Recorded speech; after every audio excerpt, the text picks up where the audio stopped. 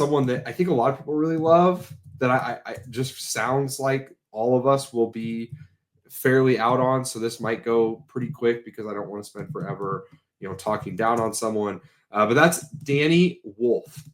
Danny Wolf is, he is listed as at 7 feet tall. Played his last season at Michigan. He's a May 5th, 2004 birthday, so he's 21.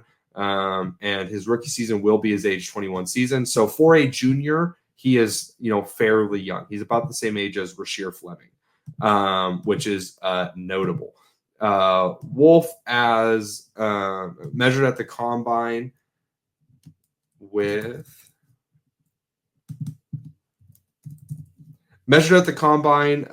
at 6'10" and a half, with a 7'2" and a quarter wingspan and a 9'1" standing reach. So he's, fairly close to a real 7-footer, which is, kind of interesting. This season at Michigan, he averaged 13.2 points per game, 9.7 rebounds, 3.6 assists, 0.7 steals, 1.4 blocks. 49.7% field goal percentage, 33.6 3-point percentage, 59.4 free throw percentage. That free throw percentage really worrying, and we'll talk about that in a little bit. But for some other stats, he did have an 8.3 BPM. For what it's worth, he was sort of, him and Vlad Golden were the two lead guys on a very good Michigan team, or at least a solid Michigan team. He had 25.2% usage rate, 54.8 effective field goal rate, 55.9 true shooting, 9.1 offensive rebound rate, 25% defensive rebound rate, 22.8 assist rate, 23.9 turnover rate, 1.1 assist to turnover, 4.6 block rate, 1.3 steal rate, a 35.6 free throw rate, only dunked 8 times, shot 63.1% on 198 close twos, 36.5% on 63 long twos. Again, took 133 free throws and shot 59.4%, and took about 5.7 3-point attempts per 100 for a total of 113 attempts, shooting 33.6%. Stone, I'll throw this to you first. The offense is the place to start here, pretty obviously. What does Wolf do that is actually, let me restructure this. Wolf is sold as a ball-handling big man. That is what he is said to be. Stone, do you think that is a fair assessment of Wolf's game? And if not, what is he actually? I think that Danny Wolf has a handle that is actually just functional enough to be useful in the half court, but I don't think the other areas of his games necessitate giving Danny Wolf the ball for that functional handle to be utilized, if that makes sense, hopefully, to people watching and listening. For his size, like, the ball handling is impressive. I don't think he's like some crazy ball handler or anything, but I think this is someone that can operate DHOs, can get downhill as a driver. Like, he's a functional enough mover with the ball for things to work, but from there it becomes questionable for me. Like, I think as a finisher, he's really good at timing his extensions, and but he struggles to contort or move direction in the air. Like, if he's going to the rim, it's basically in one direction towards the rim. And he times his extensions well with his arms, but he doesn't really have much versatility as a finisher outside of that.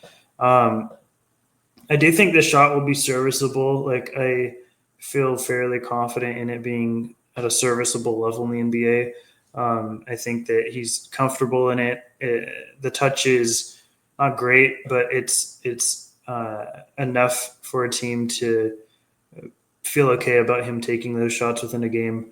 I think kind of similarly to Noah Penda, like, he has an insanely long torso that allows for a larger passing radius on the move. But all of these things for me are just good enough to be NBA skills. But if you're a ball handling big man, I think you have to be really good at at least one or a couple of these skills to necessitate that sort of hub and usage as a ball handling big man in a way that I don't think Danny Wolf is. He always does see the open man as a passer. Like if he's on the move or in the post, like he's always seeing. He has his head on a swivel and he knows exactly where the open man is at all times. When he's moving, he's not stationary much, like, and maybe that's part of Michigan, but he's just not making a lot of stationary passes. In total, do you guys want to guess how many dunk attempts he had this year? 4. I mean, I know it. I have. Okay. Well, it's 9, yeah, which is a little bit off from Cooper, but he's not exactly like an athlete that can operate from the dunker spot or be any sort of lob threat or anything like that. A lot of the passing, I think, is he sees the right things, but he telegraphs a lot of passes, similar to Yakachonis, but almost in a worse way, because Yakachonis will look at a player like kind of right before he passes and then make the pass. Wolf is looking at them like the entire play, and then he makes the pass and just makes it very obvious for guys to jump in passing lanes and take them.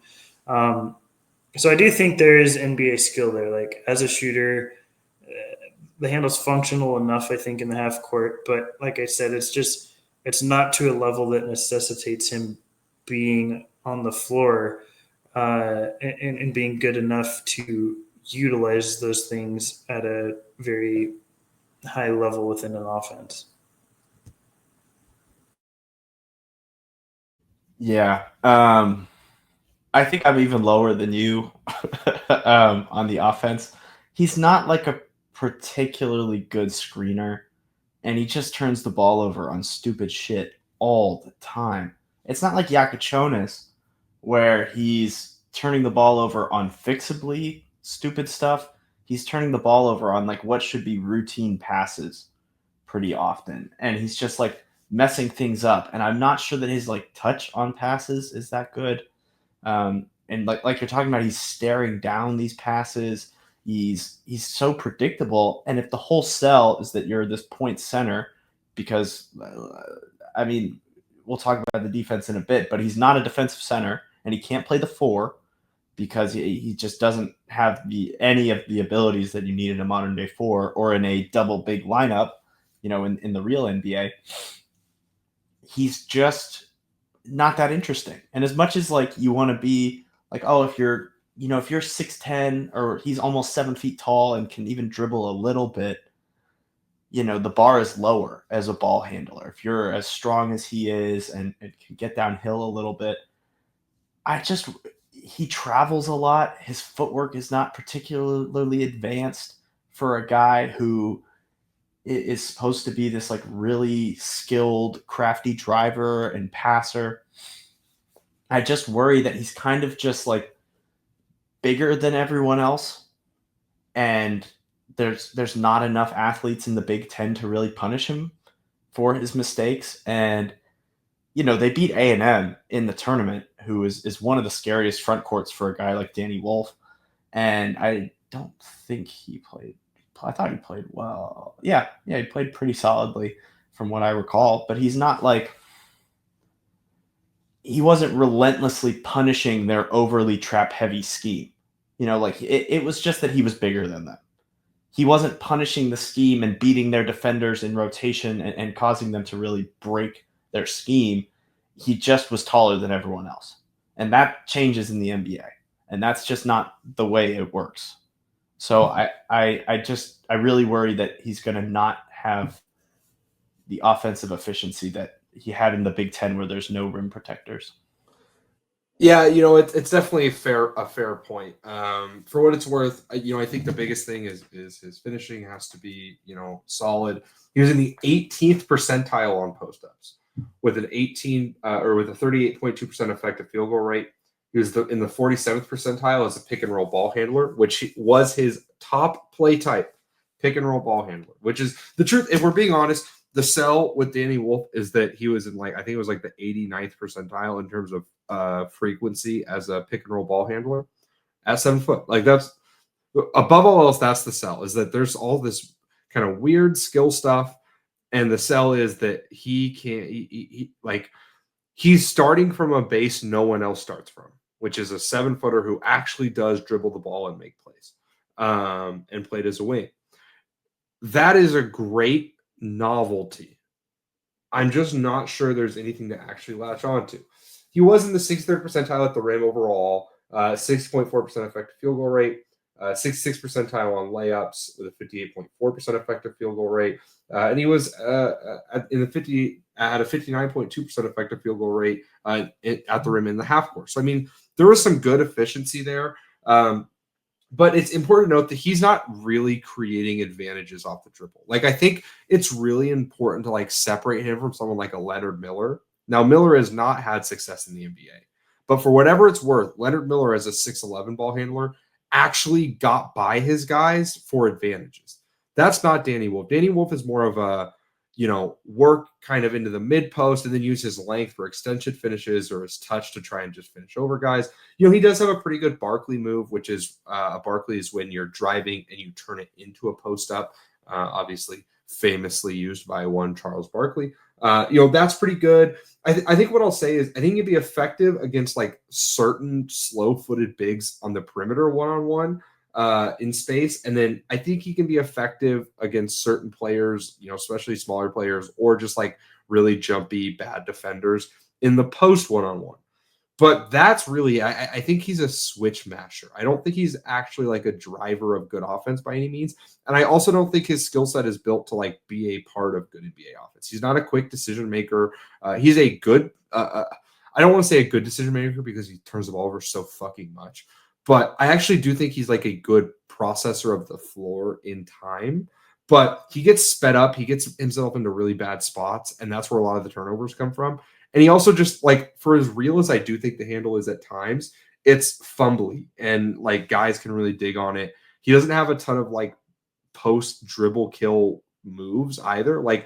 He kind of, it's kind of similar to Jeremiah Fears in that way. Obviously there's a very different size profile, but Jeremiah Fears did not have a ton of great post dribble counters. He didn't have great pickup moves or to finish or anything like that. Danny Wolf is the same. If he can't hit his hard spin back to his right hand, his post dribble killed stuff does not really look great. And so I think, and the shooting, I'm with Stone. I buy the shooting to some extent, but he needs a serious mindset change. His path to being a good NBA player is actually to be a real stretch four who can run some second side actions, second side pick and rolls and handoffs. I don't think he's going to be a good spot up attacker, in stark contrast to someone that we will talk about that I'm very excited to get to. But he was in the 54th percentile on 6-2 off the catch shots, the 81st percentile and 59 off the dribble shots, took a lot of step backs. The truth is the free throw number is really worrying, to be that bad shooting free throws.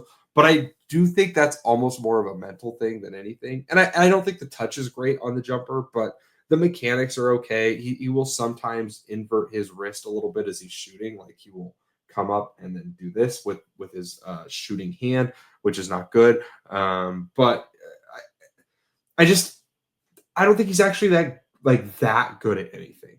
I think there's a path here to being a interesting kind of bench wrinkle guy, running. So, maybe it is as the small ball five and he becomes a nasty DHO guy. But he doesn't have quick bursts to really push the ball out and split those tight gaps. What he's really good at is if he gets a matchup he likes one-on-one, he can kind of score on that guy. And then in pick and roll, if you're going to do a gimmicky coverage, he can beat that okay as a passer or as a scorer. But let's say you're going to drop something on him. You're going to drop and chase or drop an under. I don't think he can consistently punish an under. And I don't think he can really handle an NBA level drop big going hard downhill.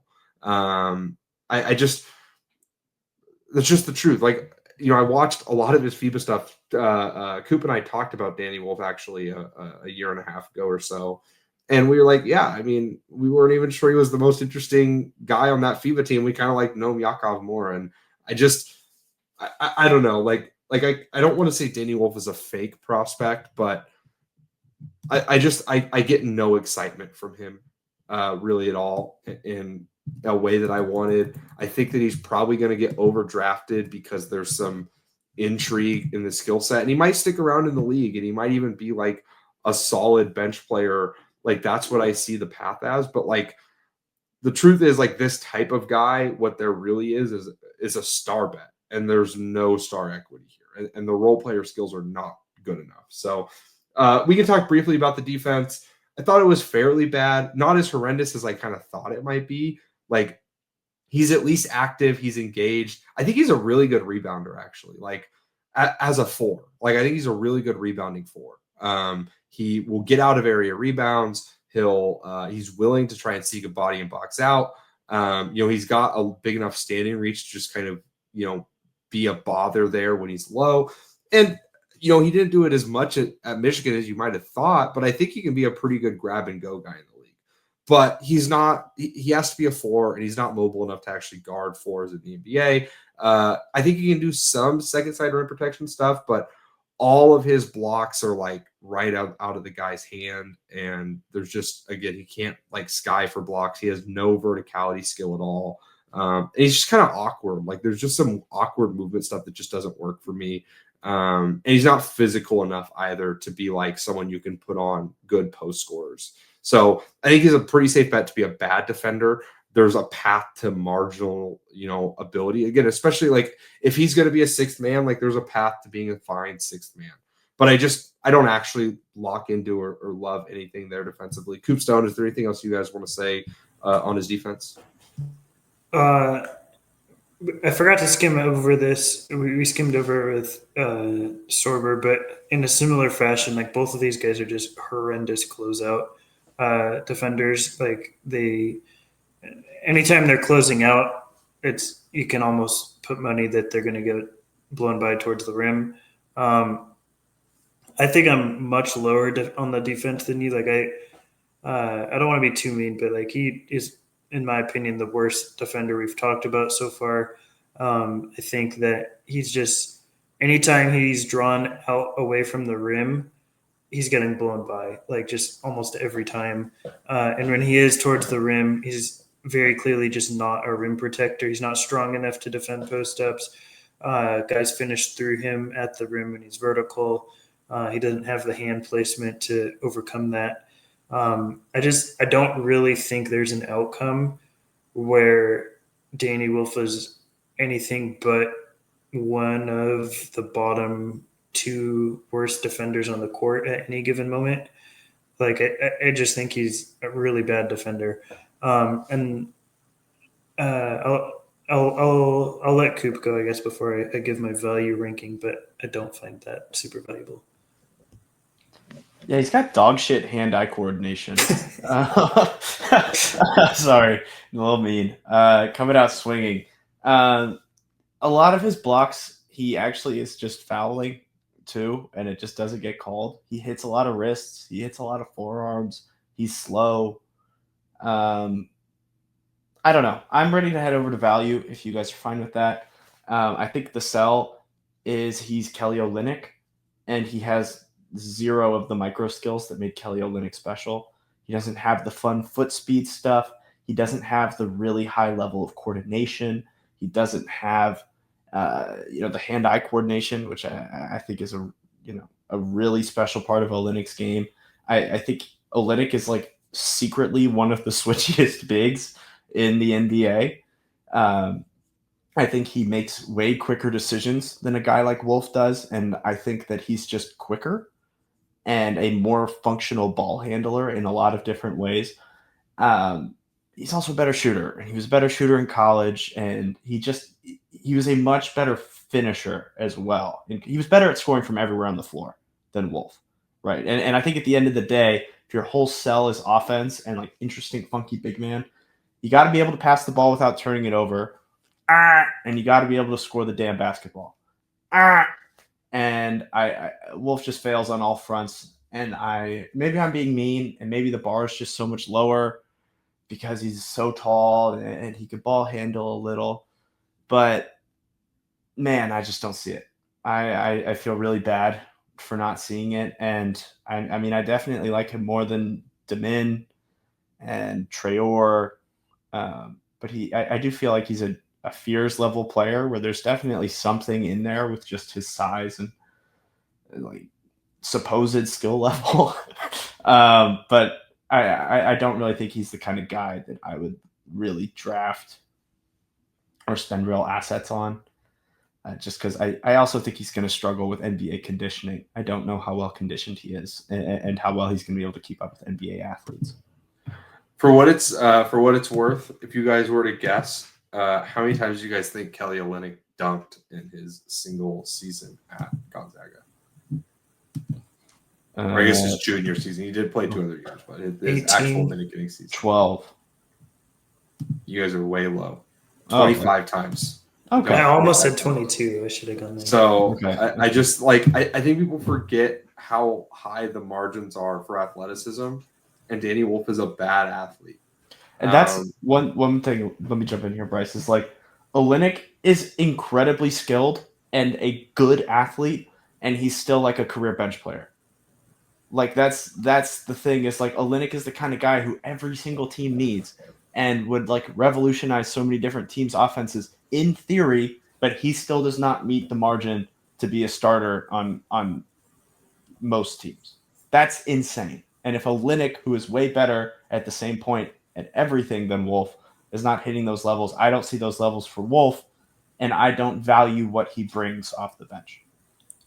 I think the issue is just that if you don't meet, and this is sort of what I struggle with Queen, but in just different ways, where if you don't meet a certain caliber of this archetype, and I try to not get into archetype scouting that much, but like if you don't reach a certain threshold, you're just not really valuable. And I think with Danny Wolf, I don't really see outcomes where he reaches those highest thresholds.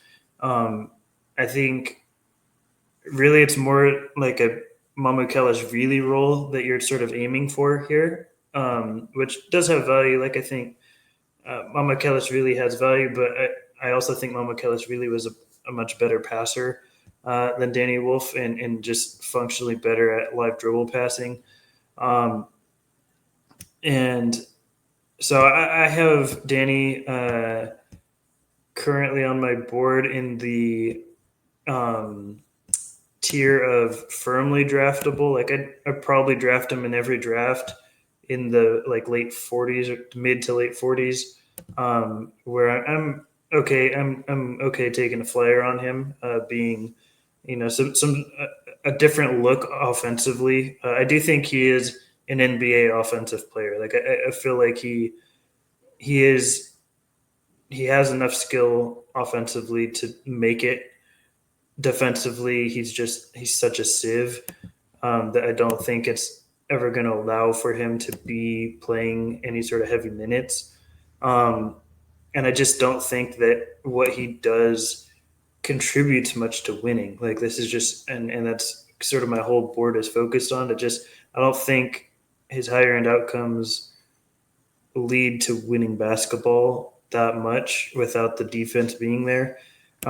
So yeah, I have him as firmly draftable, and I don't think I said previously, but I think I ended up with Thomas Sorber as 9th on my board. Yeah, fair enough. Yeah, Danny Wolf, Coop mentioned it, but I'm in the same path. I'm going to have him right by Jeremiah Fears. I think they're very theoretical basketball players with paths to real NBA value being low, even though I think there is like a solid chance they stick around in the league. Thank you so much for listening to the Upside Swings NBA Draft Podcast here on YouTube. If you want to check out more of our stuff, you can follow us on Twitter. I refuse to call it X. You can check out our website, upsideswings.com. You can follow all of us on Twitter, subscribe here on YouTube for more content coming down the line. We'd love to hear from you. Let us know your thoughts on this pod and, our process in the comments. We'll see you next time. Thank you.